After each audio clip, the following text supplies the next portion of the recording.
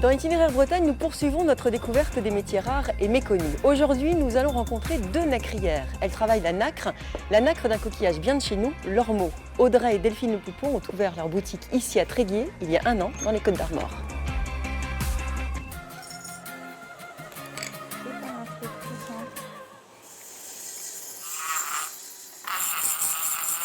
C'est sur une table de ferme qu'Audrey et Delphine préparent les coquilles d'ormeau. Elles les nettoient, les polissent et en extraient la nacre. Donc on la nettoie à l'extérieur pour arriver à obtenir la nacre qui est dessous cette couche. Donc on utilise des fraises, des instruments qui sont issus de la dentisterie. Ça va être dans un premier temps des fraises assez grosses et ensuite on va partir sur des choses un peu plus fines. Et puis il va y avoir la partie découpe où là on utilise des petites scies diamantées.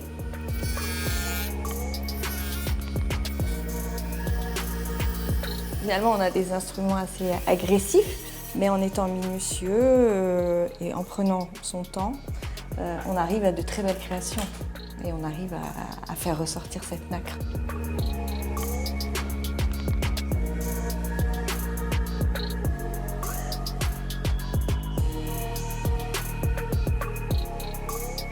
C'est un trésor, beaucoup de gens ici le disent, c'est un trésor local.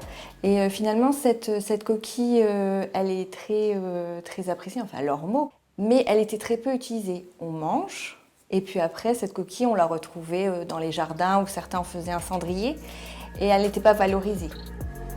Les deux sœurs, seules nacrières de Bretagne, ont tout arrêté pour s'installer à Tréguier, près de la cathédrale. L'une était infirmière, l'autre a travaillé dans l'hôtellerie. Aujourd'hui, elles peinent encore à vivre de leur passion. À quelques kilomètres de ce centre-ville, la mer, une source d'inspiration infinie. Delphine et sa sœur connaissent bien ce littoral. Petites, elles accompagnaient leur grand-père à la pêche aux ormeaux. Oui, parce qu'ici on est vraiment en milieu naturel. Donc on a notre trésor d'ormeaux qui est dans son milieu naturel. Notre plus belle côte de Bretagne. Les coquilles qu'Audrey et Delphine façonnent viennent essentiellement des élevages d'ormeaux. Nous voici dans l'un d'entre eux, à Plouguerneau, dans le Finistère. L'entreprise a été créée en 2006 par deux passionnés. Les gens du coin les ont pris pour des fous au début, parce qu'élever des ormeaux en pleine mer demande beaucoup de travail. Frédéric Laurent a rejoint l'équipe il y a 6 ans. On arrive dans la nurserie, c'est la première étape pour les petits ormeaux. Ils vont passer de 200 microns à 1 cm ici dans la serre. On a des conditions un peu plus clémentes. Et donc ils sont dans les bassins où ils sont nourris d'algues microscopiques, voilà, pendant à peu près 10 mois, 1 an. Vous nous montrez justement à quoi ça ressemble ? Oui, moi, je vais vous montrer les petits ormeaux.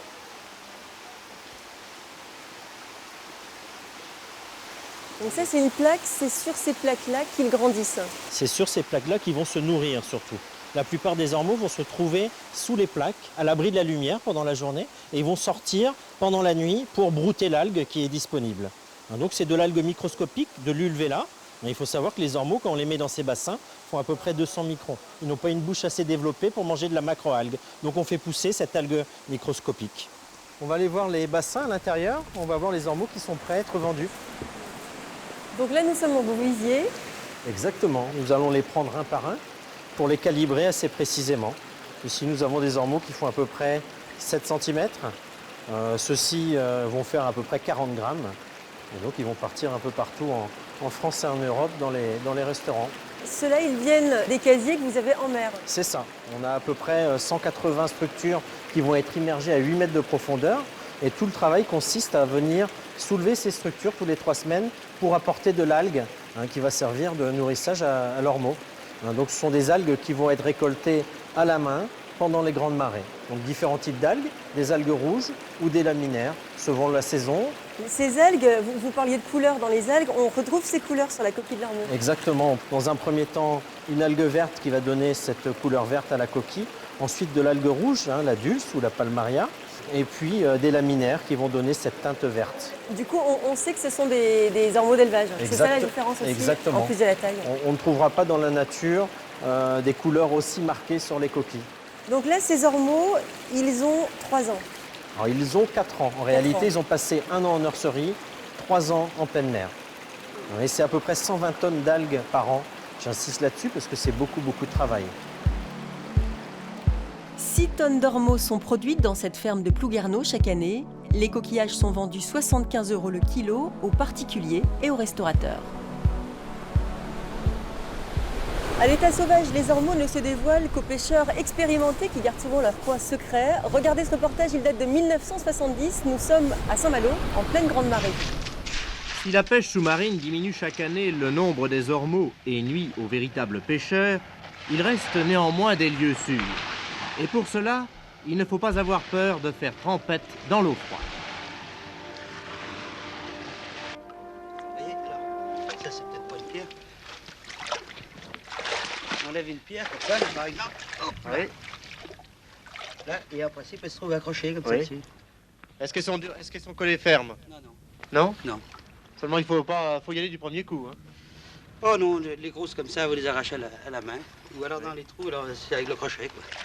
Les ormeaux, est-ce que c'est très apprécié dans le coin? Oui. Oui. Oui, et surtout le plaisir d'aller ramasser. Surtout le plaisir d'aller les ramasser? Oui. Et comment ça se mange? Vous les mangez, vous, bien sûr? Ah oui, nous on fait soit des pâtés, si on en a beaucoup, des pâtés avec, ou alors aux petits oignons, vin blanc. Et bien après que ceux-ci s'en soient rentrés, d'autres pêcheurs sont arrivés, leurs bateaux remplis de coquilles, de frères ou d'ormeaux, pêchés sur des rivages plus lointains. Cette pêche fut-elle meilleure? C'est ce que n'ont pas tardé à savoir ceux qui allaient quelque temps après s'en régaler.